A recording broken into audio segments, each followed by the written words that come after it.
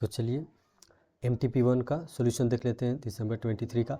और हाँ, इसमें सिर्फ ट्रू फॉल्स देखेंगे और एक थ्योरी। अगले वीडियो में सब कुछ अपलोडेड है, चैनल पे जाकर देख सकते हैं, ठीक है।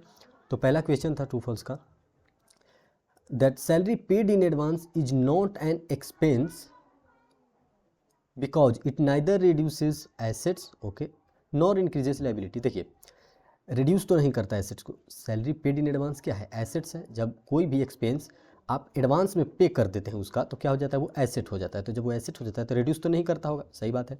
इंक्रीज, क्या इंक्रीज करता है लायबिलिटी? बिल्कुल नहीं।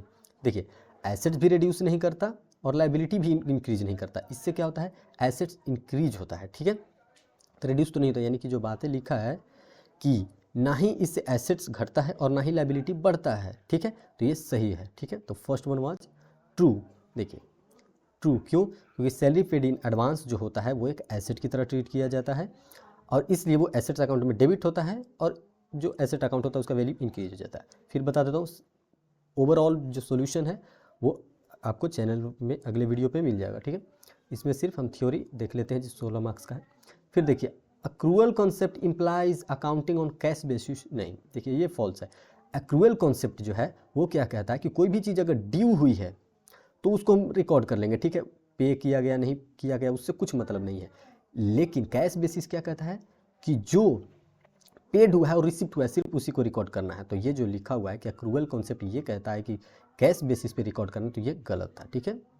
अगला, stock at the end if appears in the trial balance, ठीक है। अगर ट्रायल बैलेंस में कोई क्लोजिंग स्टॉक है तब it is only to be shown in the balance sheet. बिल्कुल, बैलेंस शीट में उसको दिखाएंगे, ट्रेडिंग अकाउंट में वो नहीं जाता, ठीक है, क्योंकि ये परचेज में ऑलरेडी इंक्लूडेड माना जाता है, ठीक है। 3 का जो है वो ट्रू है कि if the closing stock appeared in the trial balance, मतलब purchase has already been reduced to the extent of stock amount, मतलब स्टॉक अमाउंट जितना परचेज ऑलरेडी रिड्यूस्ड है तो इसको सीधा जो है बैलेंस शीट में करंट एसेट साइड में दिखा देते हैं। 4 क्वेश्चन क्या था? Discount at the time of retirement of bill is gain for the drawee. बिल्कुल गेन है ड्रॉवी के लिए। क्यों?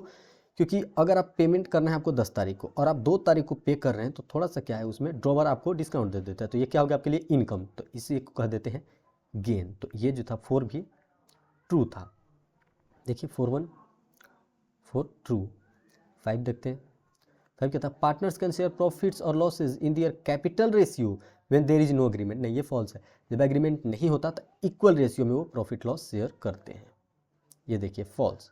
इन case of no agreement between the partners profit और losses are equally share. Next one 6, receipts and payments account highlights total income and total expenditure. नहीं, ये तो income expenditure account दिखाता है। रिसीप्ट एंड पेमेंट अकाउंट क्या दिखाता है? Total जो रिसिप्ट हुआ है कैश और टोटल जो है वो कैश पे हुआ है, चाहे वो कैपिटल नेचर का हो रिवेन्यू नेचर का। तो ये स्टेटमेंट भी फॉल्स था, ये देखिए, ठीक है। ट्रू फॉल्स देख लिए सारा। और एक कैश और किस में था? हाँ, मर्केंटाइल सिस्टम ऑफ अकाउंटिंग में।